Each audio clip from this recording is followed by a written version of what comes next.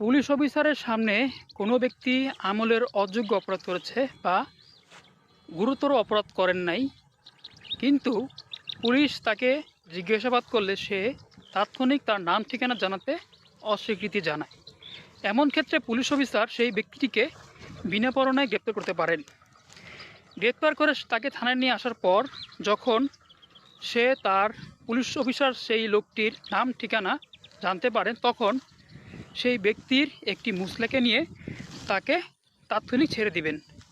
তবে যাকে বিনা পরোয়ানায় গ্রেপ্তার করা হবে সেই ব্যক্তিটি যদি বাংলাদেশের নাগরিক না হয়, সেক্ষেত্রে তার মুসলেকার জন্য বাংলাদেশের এক বা একাধিক ব্যক্তিকে সেই লোকটির জামিনদার হতে হবে, তাহলে তাকে ছেড়ে দেওয়া যাবে।